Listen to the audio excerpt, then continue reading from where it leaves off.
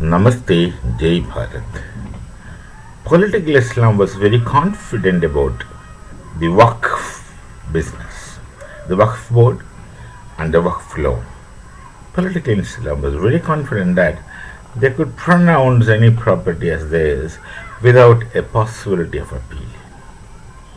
But then the ruling government was taking it cool. People were often confused that why, how would you react to this kind of a thing? Everyone knows that this is a fast kind of thing. Political Islam they had been doing it, though nothing really came out of it. But there were tall claims on the political Islamists for many Waqf questions. But then the reaction was very cool from the especially government, just keeping quiet. Now we know that there is an Enemy Property Act in place for some time, quite some time, and there were a lot of manipulations in the Enemy Property Act. That's very clear. Enemy property is, of course, an enemy is explained as a country or society which had attacked our nation. So only two nations attacked Bharat, and one is Pakistan, and the other is China. So these could be termed as enemy theoretically. And what is enemy property? Anyone who leaves Bharat and migrates to these two places, and whatever property they leave behind becomes enemy property. And enemy property rationally and legally belongs to the nation. That's the enemy property in gist. A lot of manipulations took place because once there are a lot of other laws also. You just can't hand over enemy property just because his friend is there, someone is there, like that. Whereas in Waqf, what happened is, if someone does a Waqf, then that belongs to their God. And anyone he can just produce two witnesses only. Then it becomes to the Waqf board with retrospective effect. All these things are there. This apparently this was a very serious kind of thing that anyone could come and claim anyone's property as Waqf property with two witnesses. Apparently this is the case, but then why they were not reacting? Now look at the Enemy Property Act. There was an amendment. That's a catch.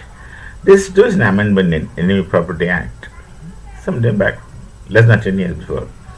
And that amendment says that the concept of enemy, and from that naturally the enemy property is expanded to the effect that any person, any nation attacks Bharat is a natural enemy. We can treat them as enemies, though or whether or not later they become friendly. But in law, it is of course enemy.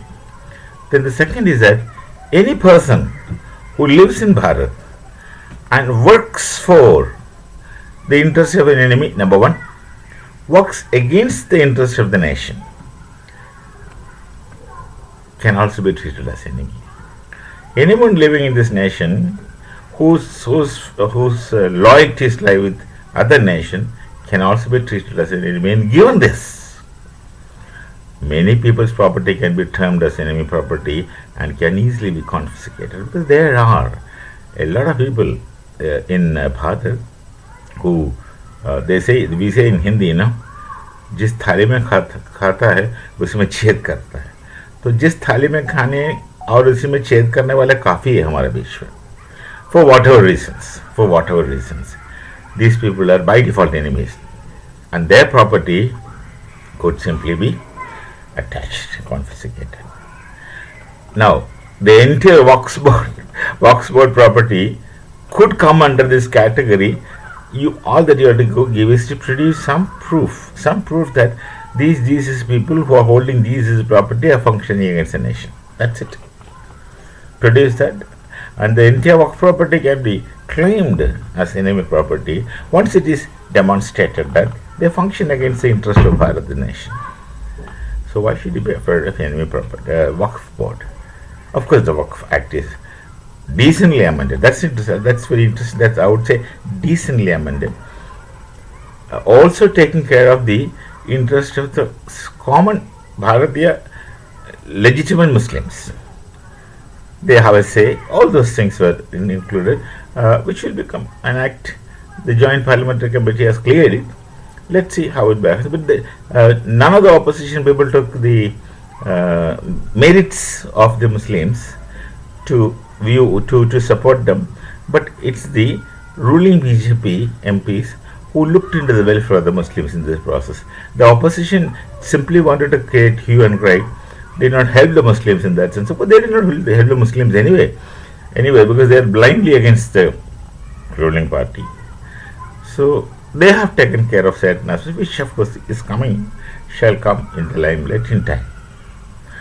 So this is the story of Enemy Property Act. Now, as a result, see, there's another thing into it.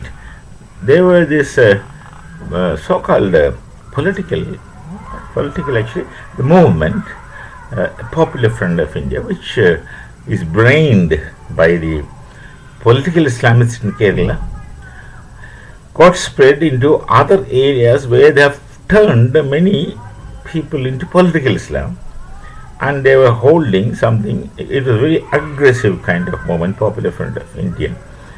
They thought that they can do anything and get away with it. You must have seen some of their rallies where the slogans raised. One of the slogans which shocked most of us is that if you want to live in this nation, they say, if you want to live in this nation, live obediently. Live obediently, otherwise we will take care of your last rites to both Muslims and Hindus. They said both Christians and Hindus. Both Christians and Hindus. Christians, get yourself ready, make your cemeteries ready. Hindus, keep your firewood ready. This kind of slogans got raised in some of the Popular Front rallies somewhere, most likely in Kerala. And no one of course reacted to that. There's no need to react. You are not supposed to react. You are not supposed to take law and order into your hand. Government will see to things, and government had seen to things. Now, those who raise such slogans are jailed, imprisoned. Their property can easily be annexed. Those people, they amassed property because they got Bharatiya currencies in containers. At one time, they got all the money. In spite of the demonetization, they still had a lot of money.